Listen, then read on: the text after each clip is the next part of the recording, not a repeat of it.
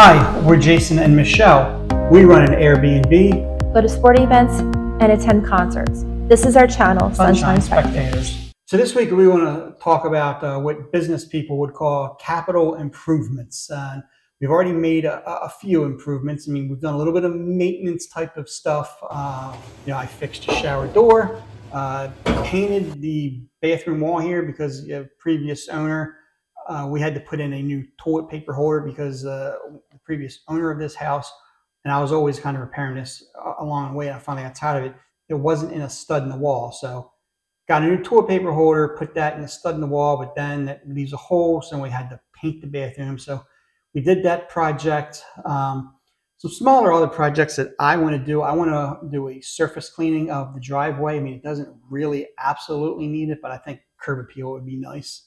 Yeah, and just to basically make sure that nothing gets slippery for a client or a guest that comes through. Even if somebody has a wheelchair or an adaptive device, you don't want to have your surface slippery and they fall and then it causes another issue.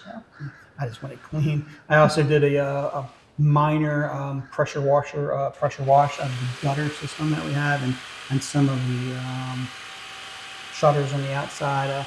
Still probably need to do a little bit of a better job on that. I just have basically a standard, really small voltage one. I would definitely want to get a Home Depot and get a little higher powered one to do that. That's it for some of the minor maintenance stuff. Next thing we're thinking about, and this isn't an absolute have to replace now, but it would just be nice to have a newer dishwasher, a washer dryer. My dishwasher issue is, I mean, it's not a bad dishwasher by any stretch of the imagination. I just don't like where the buttons are. It's more of a convenience issue. You can't see the writing and you have to feel your way around to get to the buttons to turn it on and set up certain washing cycles.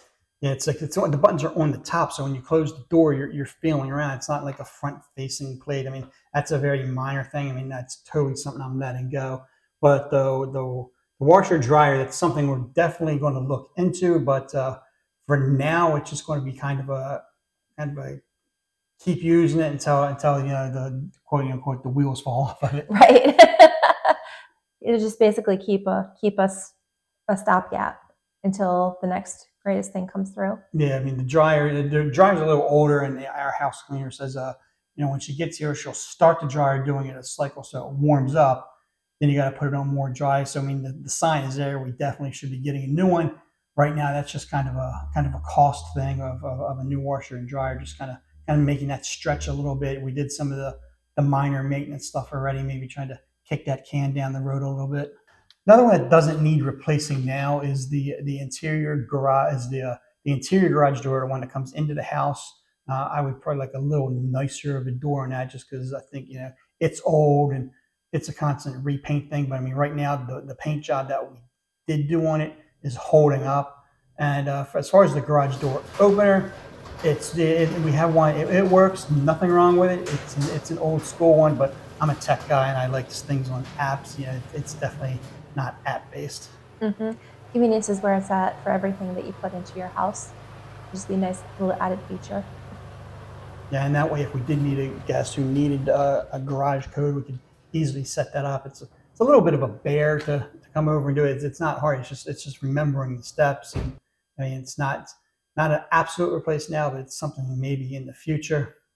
Something else, we have a little bit of a space kind of in our kitchen / dining room area, maybe a video game arcade. Yeah, and we were going to ask our viewers to give us some ideas on what type of video games you're looking at, either like standstills, like a hockey game or foosball, something easy, or even maybe like a arcade machine. Yeah, I like to do an arcade machine that has a bunch of multiple games on, not just the Pac-Man, Miss Pac-Man. I don't know if there's a system like that that's one of the full-size arcade games like in the 80s, but has a bunch of games that you can play. They also have a tabletop one where it's a flat and it's like a surface where you can play. You have like 4 different people on each side and you can play, and the screen's in the middle of the table, which is pretty awesome too. Yeah. Definitely not going to do a pool table. I mean, not that much of a room. And I could just see somebody right now doing a jump shot right through our sliding glass door. Yeah, and there's tile. There's expensive tile on this floor, and we don't want to have to replace it. And here's one that's very far out into the future, and it's probably never going to happen, but it's something that's kind of just kicked around the idea of, and we would need to see where the EV cars go, but to have a charging station. I mean, I haven't heard of too many short-term rentals that have it. I mean, it's a topic of discussion, but definitely need to see where that goes. Mm-hmm. The more features you have, the better your chances of booking the house that somebody would really need if they're coming through from a different state. And even when the days where we're not booked, somebody locally, if they need to charge their car, that's another avenue that we could possibly look into. But, once again, that's something that's probably way down into the future and very far down on the list. And it has to be researched well to make it work well.